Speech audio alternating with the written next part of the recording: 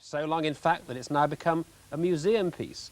A collection of jukeboxes is on temporary show at the Clifton Park Museum in Rotherham, and Steve Benedict went along to hear and see the music machines.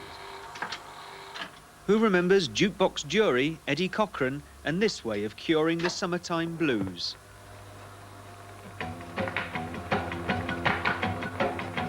This selection of jukeboxes once stood in coffee bars and clubs.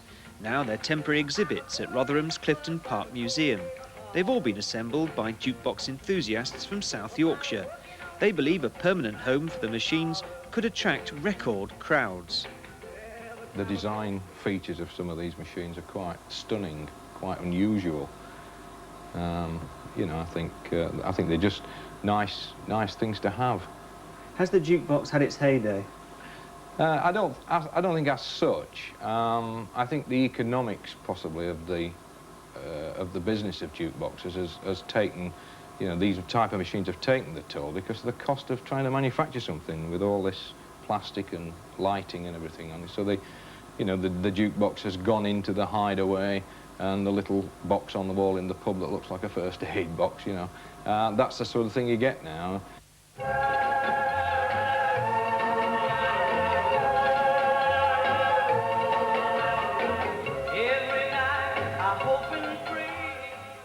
This is a 1946 AMI.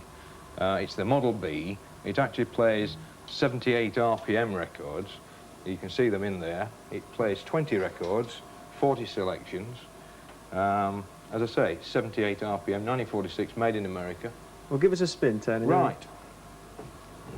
Let's try this one. What are we going to hear? We're going to hear Eve Boswell picking a chicken.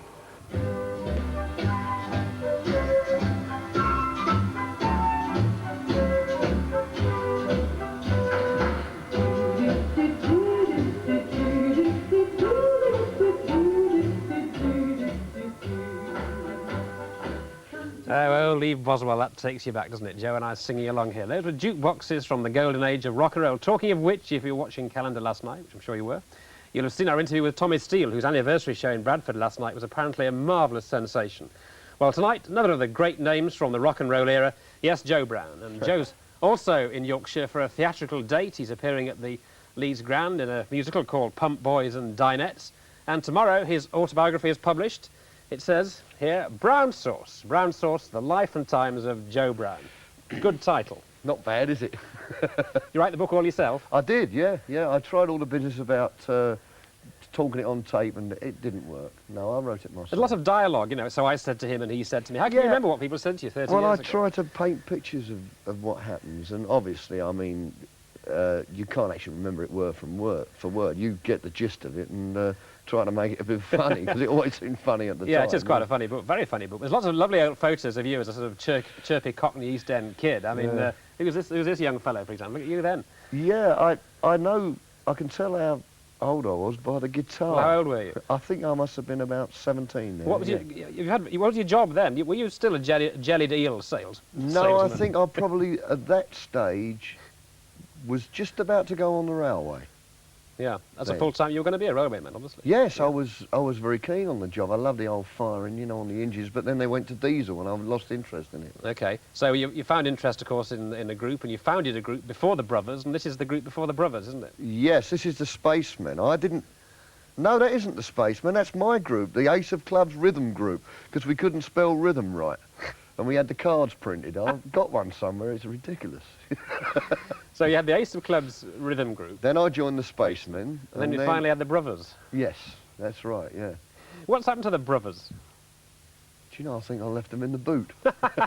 No, they've all gone their separate ways now, and Pete Oakman's still in the business. He works in record plugins and things like that. You know, they're all about. Yeah. Now, we have a shot of you just lounging around the street of the East End, as you probably did a lot. And you don't seem to be any older than now than you were then. Look at that. I was 17 there.